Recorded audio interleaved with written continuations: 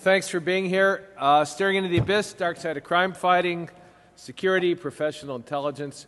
What I'm going to do, it's a longer talk as usual. It was longer for Black Hat, so I'm going to try to hit the high points. You pick up the CD, and there are, I believe, about 34 pages of documentation supporting what I'm saying. So some of it I will simply refer to and trust you, if you're interested in seeing that I'm not making it up, look at the CD, and you'll see the support for it. It's got several, let me get this stuff out of the way, several parts, and so I'll signal when I'm starting a new one. The beginning is about the fact that I can't get my mind around that this is my 16th DEFCON, and that I keynoted. Yeah, that's for longevity, right, that I am living. And yet there are markers that tell you how you are doing along the way.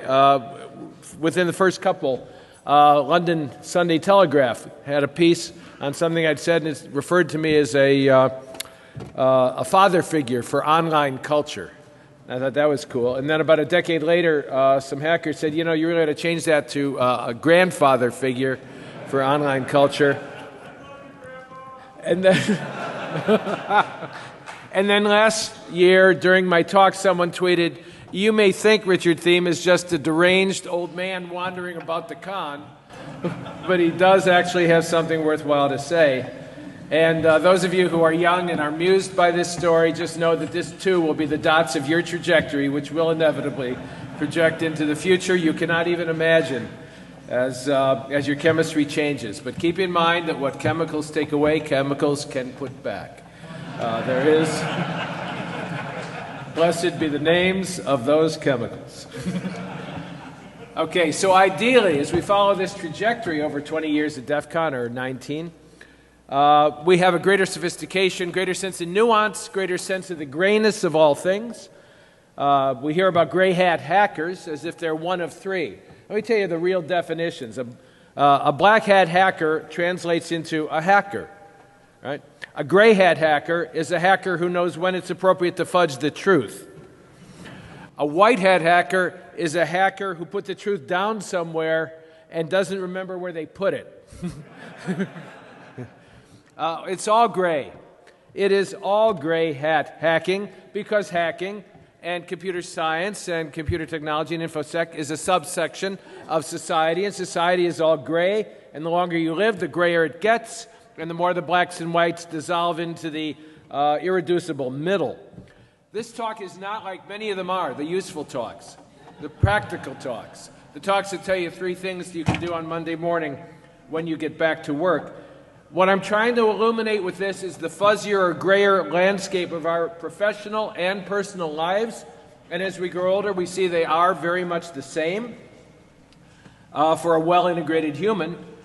So that, ideally, when you come to some of those crossroads in the future that this talk will illuminate, you will remember some of the things I said, because the decisions you will have to make at those moments are not trivial or easy, because the world in which we now live is not trivial or easy, and information security is not trivial or easy. Gosh, there's just so many information security professionals. 2010, Frost and Sullivan said, there are 2.28 million information security professionals in the world, to which a experienced and truth-telling security practitioner said, then it sounds a lot better when you say information security professional to make air quotes.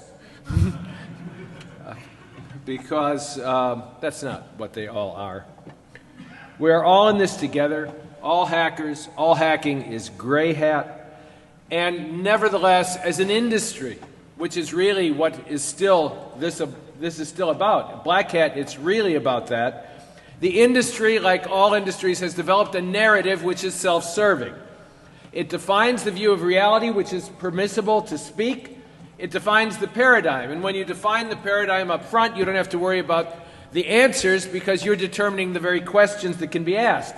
And those things of which we are not allowed to speak, we do not have to worry about how people feel or think about them, because they never surface. They remain anomalous or a source of cognitive dissonance or background fuzzy noise. But the fact is, those in the picture of the narrative don't see that there's a frame, and there is a ground of being for the narrative, and that's what I want to illuminate, if I can, some of it, the context, not the content which it is habitual to hear about here or at Black Hat. Things have changed over the years. Years ago, I referred to the creation of the digital space as resulting in real birds in digital cages. I came to that when I was asked by a global public relations company way back when I started writing about this stuff in the 90s. Email was so new that when someone got an email, it didn't even occur to them that the person writing it wasn't right there in their city. So I got an email from someone in London because they had read something I'd written for an English magazine and assumed I was in London. He asked me to come over for a drink after work to discuss doing brand defense. And I called him and said, I'm in Milwaukee. I can't come over so easily, but we can work. We didn't have words for it. We didn't say work remotely then. It was a new concept. But I said, I can do a lot of that from here. We can collaborate. Tell me what brand defense is. He said, well, that's easy. If we have a client, say, who's a tobacco company, I said, I see. You want me to build what we were learning to call websites that defend your client. And he said, no, no, no. We want you to build websites that attack our client from a multiplicity of points of view, and we'll give you enough information to be credible in your attacks, but not so much that it will be a smoking gun that could bring serious damage to our client, and therefore you will collect in those websites the real birds in digital cages, the people who are opposed to our client, and inflect the conversation, alter it so that it becomes essentially harmless in the end, and we will turn the digital cage and the birds, because they have the illusion of the freedom of flying that comes from flapping, will think they are free and flying in fact. So I called those real birds in digital cages. He wanted me to go into Usenet groups, which existed. So how many of you know what a Usenet group is? All right, not bad. I was talking to a young whippersnapper who was trying to get me out of my literary mindset and into transmedia. And I said, well, the person who introduced us, we met during the days of the bulletin board, and he said, what is a bulletin board? And I said, you know, this was before Google. It's when we used Gopher. And predictably, he said, what is Gopher? Deranged old man wandering about the con, lost in his memories.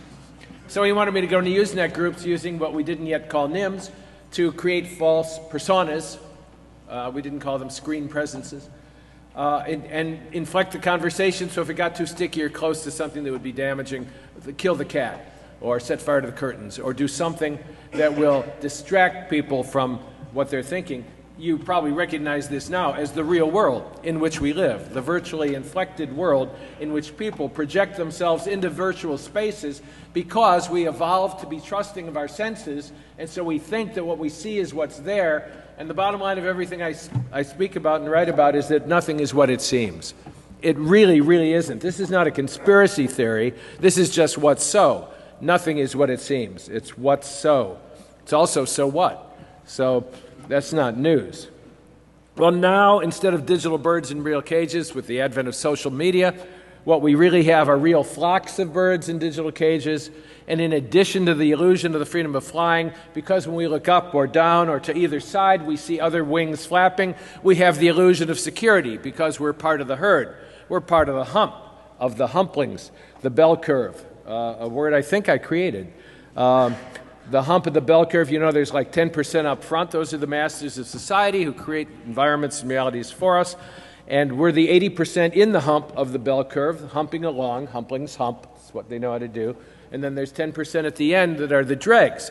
And the masters keep the dregs, so the humplings will see the dregs and be grateful they're not the dregs and thank the masters for keeping them in the hump and not letting them fall back into the dregs, i.e. people who can't get work after 3 years or who have a lower standard of living or who are denigrated in many ways.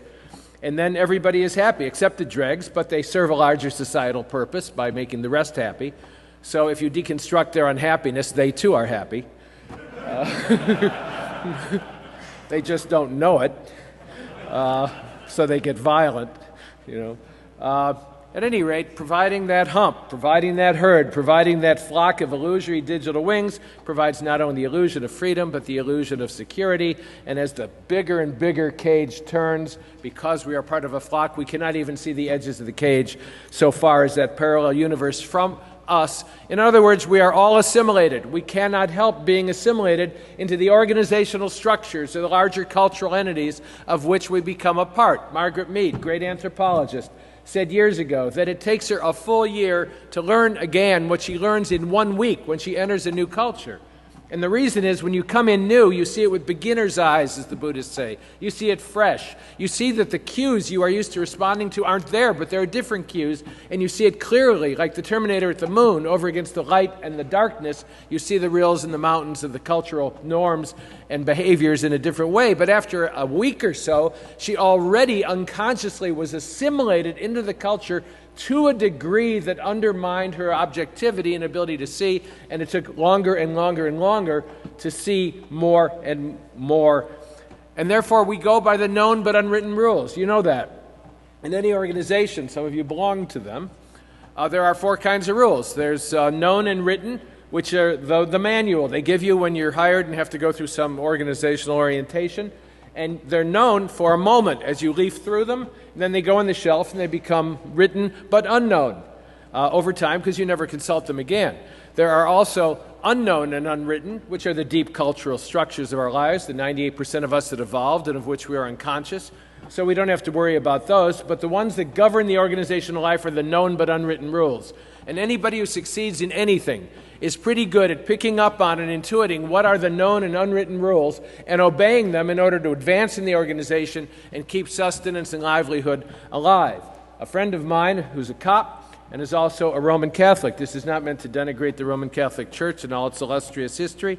I'll just tell you what he said to me.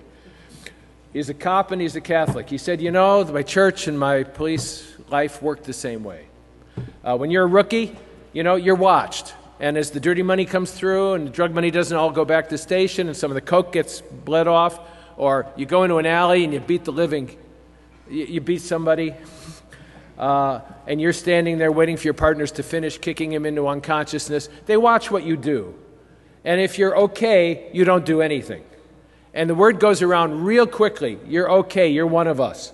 And if you are one of us, then you are elevated up through the structures. And when you reach the top, as Timothy Leary said, you never get the truth from the company memo because you become so instantiated as an aspect of the company. You're like Invasion of the Body Snatchers. Somebody put a seed pod under your bed in the night when you joined, and over time you look like yourself, but pretty soon you only say the things the paradigm the company approves of allows you to say, and you don't say the other things at all.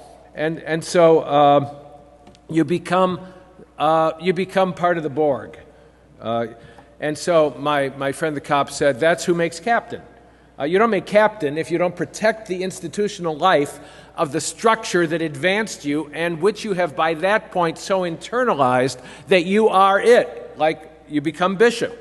And this is why the culture of my church, he said, has become a global, he said it, I didn't say it. I don't know if I even believe something like this. He said a global criminal pedophile enterprise. I don't know I don't know of anything about that, if that's true or not, but he said it's the same way. You come in and you see quickly, unless you're unconscious, what is going on. And if you say something, you go to Fort Wayne, Indiana. And if you don't say anything, you become Archbishop of New York or Boston or LA or Chicago. And that's just what's so. But in that case, because the evil is so deep, it's not so what. But at any rate, as an illustration of how organizational life assimilates us, it works pretty well. Well, the same thing happens in the so-called security space, the space of information security, and in the intelligence community, where groupthink percolates through the structures, and from externals, the input is minimized. So the weakest link of the chain is frequently the definition of the problem. And the definition of the problem, as Matt Blaze pointed out, is often not what we think it is. That's true not only about security, but it's also true about the security industry itself. So the question I'm asking is, who are we really? What is the security space really? And what does our self-referential narrative about the industry include? And above all, like all paradigms, what does it exclude and allow us not even to think about saying, much less say? What is the rule base of the filter? And how well does it work at the perimeter? Because like computers themselves, the perimeter no longer exists. There is no perimeter defense if there's no perimeter, and there's nothing but Mobius strips interlacing with one another like parallel universes. So let's not be white hat hackers and forget where we put the truth. Let's simply identify what the truth is and articulate it. Nothing is harder to see than the truths we have come to believe so deeply that we don't even see them.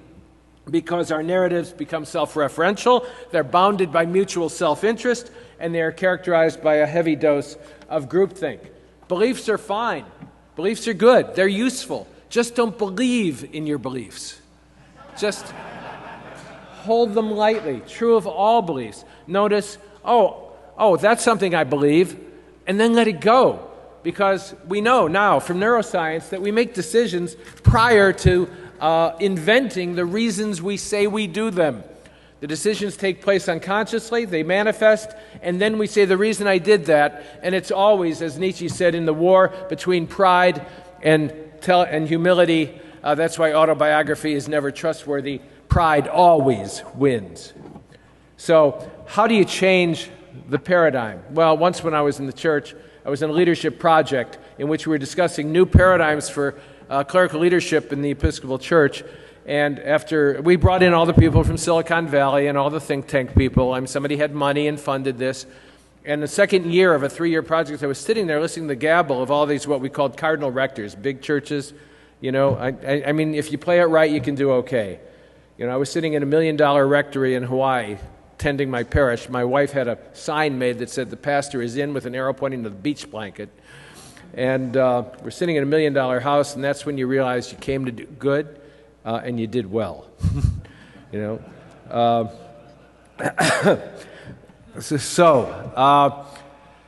An analysis of the deeper political and economic structures will always reveal behaviors and beliefs in a different light, and it will illuminate our mixed motives and the fact that legitimate and illegitimate enterprises interpenetrate one another deeply, like yin-yang.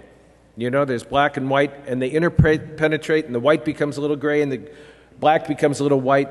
The overworld and the underworld make up just one thing, one vanilla chocolate swirl of pudding, one complex system.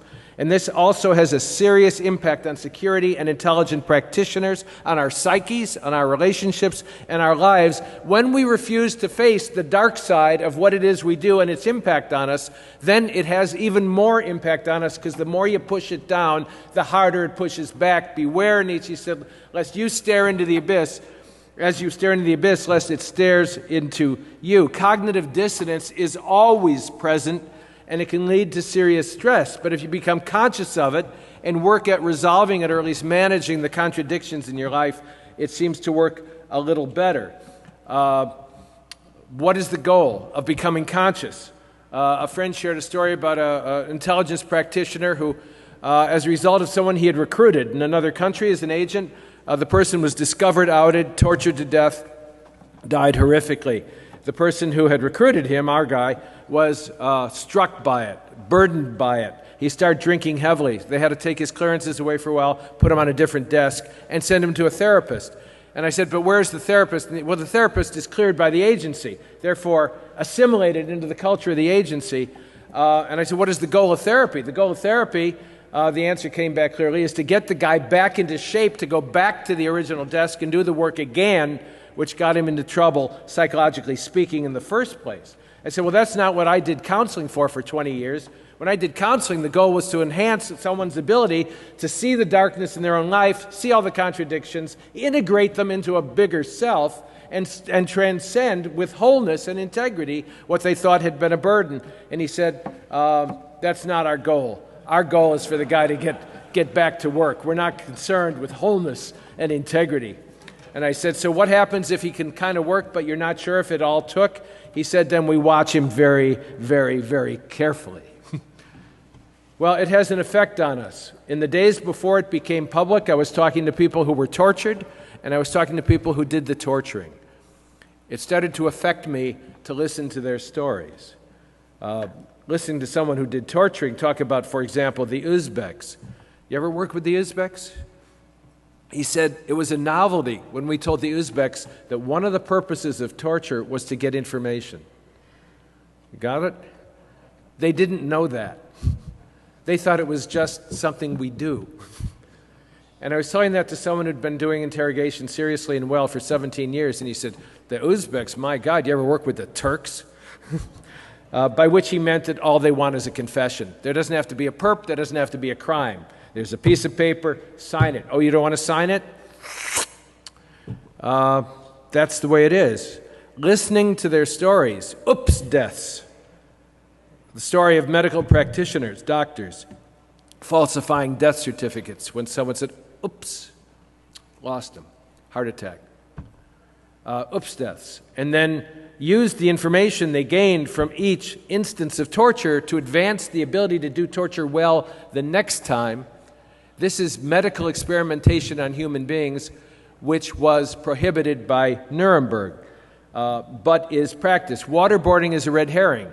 It's an image of something we can imagine not being so bad, as Rumsfeld said, just dipping him in the water or something like that, as if choking to death almost is not so bad because we didn't kill him, except when we did. But the serious torture is not just waterboarding. It's used as an image to distract people from the truth of what it is that we do. But it is not what we are allowed out here in the psychic space of America to talk about clearly. And so as a result, as Jane Wagner said, I'm getting more and more cynical all the time, and I still can't keep up. What does it do to you to hear secrets or live with secrets and carry them as a burden? I had dinner in Washington once with a friend from FBI and a friend from NSA, and they were talking about what it did to them.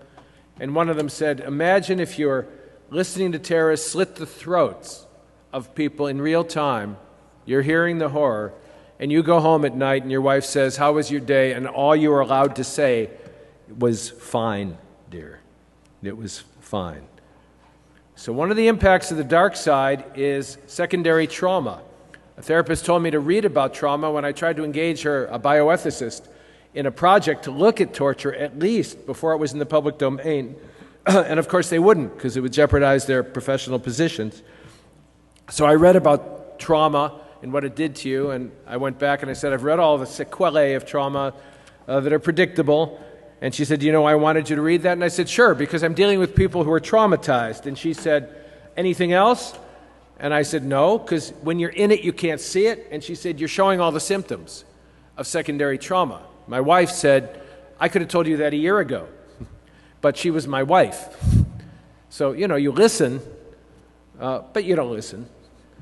But when a therapist you don't know says it, you say, oh, I didn't know that. My point is that by virtue of the work we do in the security space, we often, all of us in America, by virtue of knowing and having these conversations, if we dare to have them, begin to show the symptoms of secondary trauma. It distorts our view of reality. It makes it more binary, and it makes us more paranoid. Not just appropriately paranoid, but wondering what is really going on all the time.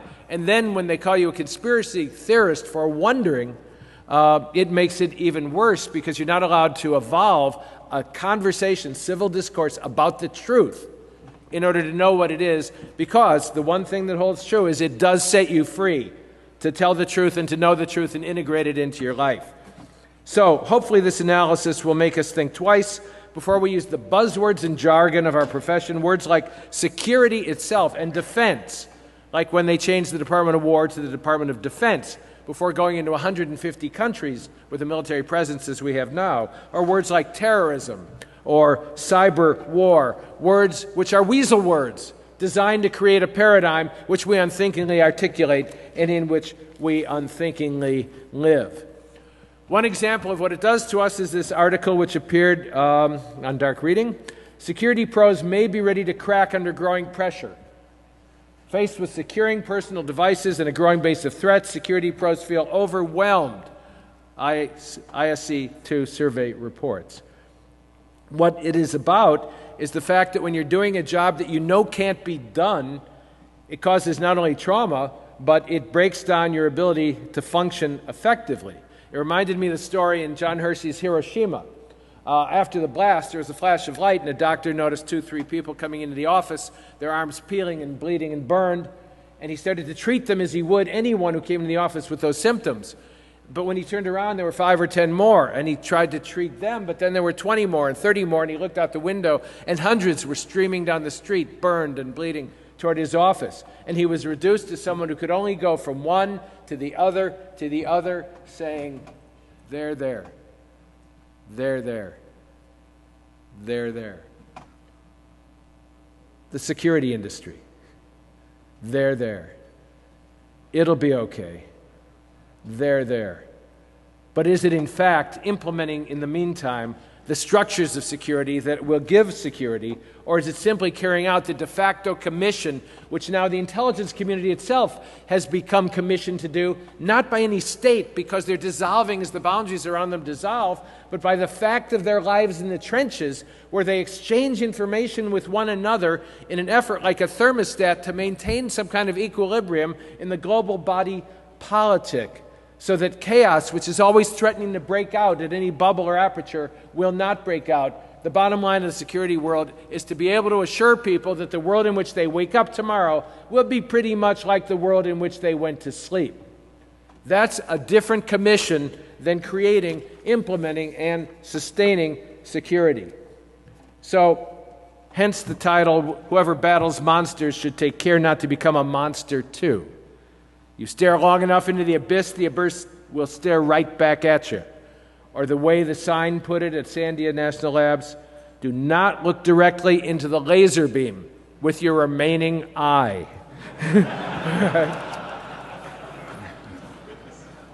Pretty good.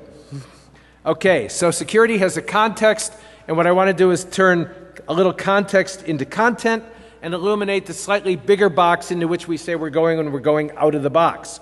It's really just a bigger box. We never get to the end of the biggest boxes of all, the ground of being itself. But Eddie Bernays created context. Do you remember Eddie Bernays? I like to use as an example that the publishers asked him to help with selling books, so he went to bright, intellectual people, Nobel Prize winners, said, "Is literacy relevant to America?" This is the 1920s. They all said, yes, yes, yes, signed off on that, called together architects, builders, contractors, said, "Do you want to help build an America viable in the 20th century?" Yes, yes, yes, they all signed up. As a result, anyone coming into an apartment building or house after the 1920s and not before would often find what they agreed to build, which were built-in bookshelves. And then when people came into those apartments or houses, without thinking or seeing it, they bought books. You got a bookshelf, you put on a book. Context into content. Unseen, digital cage, go in, fly, buy books. So, as I say, I want you to believe in your beliefs, but contextualize them differently. Hold them differently. And that does not often happen at security conferences where your beliefs are reinforced and repeated so much that you actually believe in your beliefs. The price, James Baldwin said, one pays for pursuing any profession or calling is an intimate knowledge of its ugly side. Now, I learned that growing up in Chicago. Worked with my alderman until I was through college. I was never once asked to do something legal. You know, typical was when they asked if I wanted to be a precinct captain. I was 18. I said, "Well, yeah, but where's Kitty going?" They said, "Oh, Kitty's still on." I said, "Well, how can I be precinct captain if Kitty, our precinct captain, is still on?" He said, "Oh, no, no, no." I was so naive. "We need a Republican precinct captain. So you can destroy campaigns, undermine people, and report back as an infiltrator and spy." The problem was that I was 18. You had to be 21 to be a precinct captain. He said, "That's not an issue. That's for the document department, as you know." So the bottom line is you grew up in that environment. I woke up one day in the middle of my young life and said, "My God, the father of every friend I have is doing something illegal." One was in jukeboxes, you know, the Seaberg story. Now that kid is the director of security for Seaberg. And he directs security, all right. Offers you cannot refuse is what they were making to people. Others were in gambling equipment. I found out one was distributing porno. Porno in those days was 16-millimeter films, black and white. You ran on noisy projectors. Not nearly as efficient or effective as just being able to put on your headphones, close the door, and say, "I'm going to be working on this for a while." Right? God bless the digital cage. So what I'm really saying is know yourself, right? I mean, the goal of spiritual growth is to know yourself, to face the worst you think about yourself, see it's not worse, it's human. We're just human, and integrate it into yourself so you can transcend it and be a more actionable agent of what results as what we call freedom as a result of that kind of integration and integrity. In order to do this in the security space, we have to look at what are the deep politics of the security space. I use that term from Peter Dale Scott, who teaches at Berkeley and has written a lot of books like Deep Politics and the Death of JFK. He's not concerned with who killed JFK, because so many people justifiably wanted him dead that it could have been any of them. And any of the scenarios, in the absence of further evidence, could have been the right scenario. It certainly could have been the Cubans. It could have been the Vietnamese payback for Dien being assassinated. It could have been the mafia, of course, because his dad was mafia. His dad grew in Boston, worked with the mafia, distributed liquor, bootlegger. His dad got into such trouble he had to have a sit-down with Sam Giancana in Chicago, my town, and have him take a contract off his head. And they did. They worked it out. I had Charlie Fischetti lived upstairs of our apartment in the apartment building I grew up in Chicago. He was Capone's lieutenant. Until he died of a heart attack in Miami. And you just grew up in this milieu. So anybody could have killed Kennedy, but what he wanted to focus on was the important distinction between traditional conspiracy theory, conscious secret collaborations toward shared ends, and deep political analysis, which is the study of those practices and arrangements, whether or not deliberate, which are usually repressed rather than acknowledged. In the latter, there is an open system with divergent power centers and goals, not a single objective or control point. So it's not like somebody is doing this to us.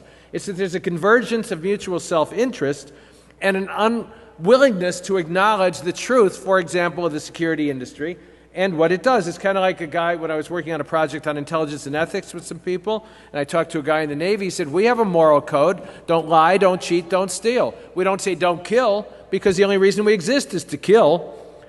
So if you filtered that one in, it would change the paradigm of calling it a moral code or an ethical code or whatever they call it. In addition, as a result of the morphing geopolitical structures into meta-national stage-managed globalism, the sources of power, the references, the points of reference for power in the world are not what they think. Concrete example, I did a talk for the FBI in Chicago, and the special agent in charge of the Chicago office talked about it's not your father's FBI anymore. He said we were instantiated, stood up as a police agency in America, and we don't go foreign. But now, as a result of boundaries dissolving, we have to go foreign and do intelligence all the time. The flip side of that is the CIA was instantiated to break all of the laws it could in its mission in all other countries except ours, but now it's impossible to say where ours ends and the others begin. In other words, foreign and domestic, like natural and artificial in the world of biology, no longer make meaningful distinctions because the grayness and fuzziness in the middle has expanded all the way to the edges. There is no foreign and domestic when you're looking at the sources of power. And what the special agent at the FBI said is, I used to be able to appeal straight up to the patriotism of people we're working with to do X, Y, or Z on behalf of our country, and they find now it is in conflict with their allegiance and the sources of their authority and power and money, which comes from meta-national structures which do not yet have names, but to which the money in its flows continues to point. So I'm not making this up. Criminal structures are sustained or tolerated by police. They always have been. Whitey Bulger in Boston, for example, working closely with the FBI, the integration of crime and legitimacy is the way it is. Crime and legitimacy interpenetrate one another. You can't have one without the other. So, I wrote at the New Paradigms for Security workshop, information security is one task, both offensive and defensive, of the intelligence community sanctions breaking foreign laws while prohibiting similar activities on American soil. But simple distinctions of foreign and domestic no longer hold. the convergence of enabling technologies of intrusion, interception, and panoptic reach, combined with a sense of urgency about the counter-terror imperative and a clear mandate from our leaders to do everything possible to defeat an amorphous non-state enemy defined by behaviors rather than boundaries, borders, or even clear ideological allegiance, has created an ominous but invisible and seemingly inevitable set of conditions that undermine previous cornerstones of law, ethics, and even religious traditions. Therefore, IT and security professionals exercise an implicit thought leadership because you create the structures that bind and inform society and civilization. Your real charge is not to defend and protect a nation any longer, but to stabilize the world. This is not your father's world anymore either. So we have to assure people that they must wake up in a safe and sane environment, because otherwise things fall apart. Now, we're doing all this in a deeper context yet, in a context of a world within the world, a secretive world, a secret world, which since 9/11 has grown and grown and grown. I had dinner not long ago with someone who helps to write the protocols and policies of governments on intrusion and detection. I said, are we ever going to get freedom from intrusion and surveillance back? She laughed. It was easy. Of course not. She knows how deeply the structures of authority and power have been penetrated by those technologies. We're never going to get them back.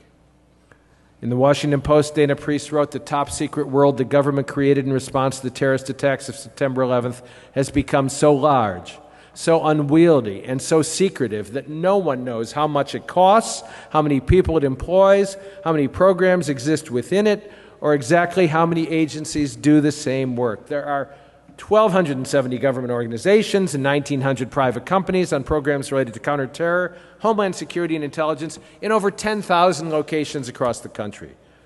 Almost 1 million people hold top security clearances. 33 building complexes for top secret intelligence work have been built just since September 2001. Many security and intelligence agencies do the same work, creating redundancy, 50,000 intelligence reports each year, a volume so large that many are routinely ignored. After it happened, because they were traumatized by it, trauma leads sometimes to speech. Someone described the scene in the office of the director of the NSA when he told senior officials the new executive order mandated X, Y, and Z, and the silence was frozen because, he said, these are things we had been told all our professional lives we did not do. We do not do that because it violates the law and the Constitution. Unless we recontextualize the Fourth Amendment so that it makes some sense in a world without walls, it will continue to have less and less meaningful application. And as Michael Hayden said, when asked if there were not ethical implications or legal implications to vacuuming up the communications of Americans without court order or warrant, he said, we don't have to worry about those because, quote, we have the power, unquote. That's the world in which we do our work and on behalf of which we do our work, but you do not hear it spoken of at conferences like Black Hat. It is the given. It is the unspoken premise and assumption that the economy based on that secret world will continue to manifest itself as a military, industrial, entertainment, media, educational complex in which the nexus of power, one to the other, is so close and tight that one becomes indistinguishable from the other. In my short story, in Mind Games, I only brought a few, right? Pitch, right? Not supposed to be a vendor pitch. I have half a dozen of these if anybody wants one signed. And for only $5, the few remaining in print Islands in the Clipstream, it's gone all electronic, $5 for that one, $20 for that one, $5 for that. I have 5 of each. It's really a prize, and it will be worth a great deal of money one day. The older I get, the better I was. And when I'm dead, my value will be through the roof. Okay. So we don't usually discuss the simple reality of the sources of research and development in the world which funds our enterprise. It's just a given. People deal with one another. They do not always ask from where the money comes. You do not always know in different false flag operations. 10 minutes? Are you kidding? Jesus. All right, forget that. All right. God, the meat of this, and they're all on that CD, but let me just start rattling them off and make this kind of fit, is what hackers and security professionals really say when we talk to one another in the privacy of our shared spaces. Okay?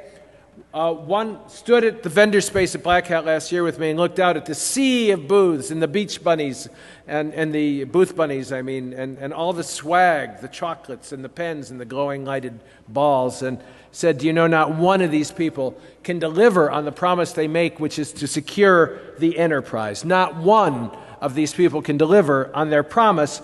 They are selling something that cannot do what they claim, which is protect and secure the enterprise. And when I mentioned that a particular application was based on smoke and mirrors to the editor of a major national information security publication, he laughed and said, Richard, our industry is based on smoke and mirrors. A quote which you heard me say was said by the editor of the magazine, but CNN yesterday reported, and Richard Thiem said the whole industry is based on smoke and mirrors. Every attributed statement I made at Black Hat, they removed the quotes, interwoven things out of context, and brought in statements made by others and wove those in too. It was a nice piece. It just had very little to do with what was actually said and the way it was said. I just point that out. All right, we identify the threats that we can fight, not the threats we cannot fight. We sell what we can sell, not what we can't sell. Cryptography is a great example. Cryptography is the opiate of the naive. Because, sure, it can protect a lot of things, but not if the system is broken. Peter Neumann was talking to Rivest about voting machines, and Rivest said the cryptography is terrific on the voting machines, and Peter Neumann said, yes, but the entire system is broken. And Rivest, the cryptographer, said, that's not my problem. Right? Holistic thinking at its best, right? And he's a really smart guy. I remember someone laughing at the ATM and other embedded device code he was looking at because it was so simple and easy to exploit, one hacker said. In my non-expert opinion, I would say the cell phone stuff is even easier, and another added, mobile device security implementations currently suck more than the abomination that we call mainstream software. Okay? Dan Gear pointed out, by name, the financial world has proven by demonstration that we humans are abundantly capable of building systems we can neither understand nor control. The digital world is insisting on a second round of proof. Just as the greatest enemy of our personal health is ubiquitous cheap food, the greatest enemy of our national health is ubiquitous cheap connectivity. You know that the applications being added by the thousands and the smartphones being added by the thousands simply increase the coves and niches of the coastline of the attack interface. So there's a whole section that I won't even touch on what the FBI is actually doing in COINTELPRO 2.0. I will skip the section on Emil Durkheim, which you can read about, in which he pointed out that criminality and legitimacy necessarily interpenetrate one another in any society. And I'm going to skip the point about what the banking system is actually sustaining and supporting, an example of which is how much money is effectively laundered through that system. I will give you a couple quotes. U.S. and European banks launder between $500 billion and $1 trillion of dirty money each year, half of which is in the U.S. alone. Senator Carl Levin summarizes, estimates are up to $1 trillion of international criminal proceeds are moved internationally and deposited in bank accounts. Between $2.5 and $5 trillion have been laundered by U.S. banks and circulated. The flow of corrupt money and from transitional economies is $40 to $40 billion. The result of this is without the dirty money, the U.S. economy, external accounts would be totally unsustainable, living standards would plummet, the dollar would weaken, the available investment and loan capital would shrink, and Washington would not be able to sustain its global empire. I'm not making it up. I'm just saying the banks do this, and it's not just American banks. UBS, the Vatican Bank, Barclays, around the world. as well as Citigroup. Bank of America has a beautiful statement on their policies on money laundering, completely contradicted by their actual practice. Wells Fargo, Wachovia, was just fined over $1 million because they laundered over $1 billion on behalf of the cartels in Mexico, which are fighting one another to death, killing over 35,000 people. They laundered so much money through Wells Fargo that it equaled 1/3 of the Mexican GDP, and Wells Fargo's claim was that no one at the bank noticed. Okay. All right, so 3,000 died on 9/11. I'm sorry. I love bond traders and firemen and policemen too. But 35,000 have died in the cartel wars, which are enabled and sustained by the banking system, which it is the primary purpose of the security industry to protect. Who is always cited as the 5 minutes? Okay. Who's always cited as the first line of defense? The financial institutions must be defended and protected so people can know they will wake up in a secure and safe world, as we have been for the last few years, of course. This is just the way it is. All the documentation on all the banking systems I cite and talk about are on the CD. So let's get back to what hackers or security professionals are saying about this. They are saying, in my humble opinion, the focus is on stuff to be placed on top of a flawed underlying foundation. We can never get to acceptable levels of InfoSec unless either A, we rip out the networks and start from scratch, or change the competence of government and corporate InfoSec folks to not tolerate mediocrity and empower them with the authority, resources, and support to do what it takes to do it right. Otherwise, good money goes after bad, and the status quo is maintained. I no longer do pen tests or red teams because nobody learns from what we find. They just want to check the box of compliance. So why bother? I'm not making a difference anymore. Remember what I said about InfoSec professionals beginning to feel overwhelmed by the impossibility of doing the job. Why bother? I'm not making a difference. If clients don't care, except for making a nice profit on a gig, which is where it goes, and you become cynical, then I know I'll be ignored, so why should I?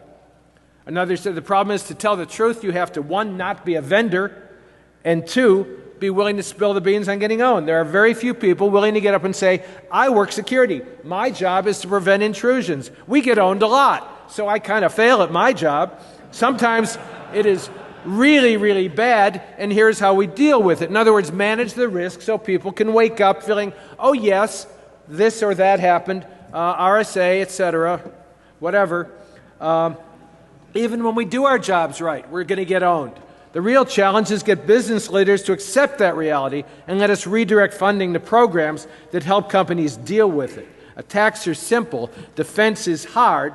It is gradual. It is continual. It is not sporadic. It is elusive. And it is often boring. You do not hear too much defense presentations at Black Hat. You hear attacks because they're sexy and fun, and it's more fun to blow shit up than keep it from being blown up. That's what a hacker does.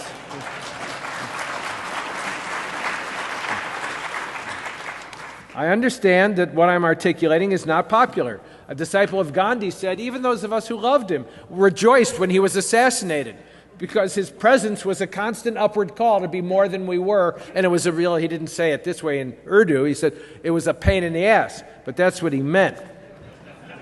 It is a pain in the ass to look at this stuff and try to deal with it and not forget it, suppress it, and ignore it the minute we go on to the next presentation. What is the step of the craft? We're not willing to ask the next round of hard questions because we haven't realized yet that what we've got is broken. There are people out there still trying to perfect AV and IDS mousetraps. No big data solution will magically solve the problem of I have to see it first in order to detect it later. 80% of viruses might be stopped, 20% don't. When you are owned, you are owned. Risk and accountability, our inability to identify and convey technology risks kills us. Executives don't get it. We don't therefore have the conversation at the place of power and authority where it will make a difference to begin grasping what we're doing. And yet what is doing, the shocking thing is the HBG fiasco, which I loved. Someone describing as a bikers suck bumper sticker at a Harley rally. Don't be stupid. He said software security problems in all sorts of goods and services, check. Greater societal dependence on the technology, check. Greater complexity, check. Everybody selling 0 days to God knows who for money, check. Professional development of digital weaponry, check. A black market economy? Check. Industrial espionage? Check. Leaked information? Targeted? Traded? Check. Intelligence agencies outside the U.S. growing capabilities, like Iran saying after Stuxnet, in the future we will have to consider preemptive action. Those of you who know that Stuxnet is the one in the public, so we can talk about it like waterboarding, but there have been others. And some of them are serious and portend worse things for the future. What keeps me up at night, a guy asked in an interview the other night, what keeps me up at night is when the chief technologist at CIA tells me he can't sleep at night. That's what keeps me up at night. He says reading the FISA intercepts gives him nightmares, but I can't tell you what's in them. Thank you. You've done your job. Secondary trauma? Yeah. The real question is not how much security do I need until I have no risk. It's how much do I need until I can live comfortably with the real risks I am facing. Have the conversation. Okay, I'm finishing. I've only got 10 minutes. Wasn't that an X? Wasn't that a Roman numeral X? Okay. All right. Let me wrap it up. How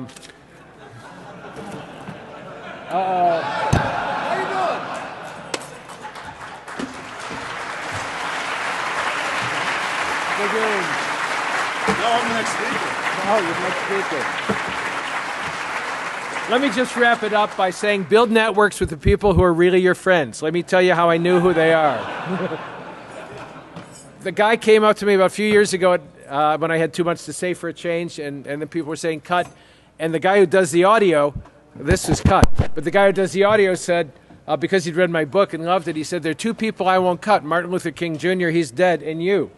So make friends with the little people, right?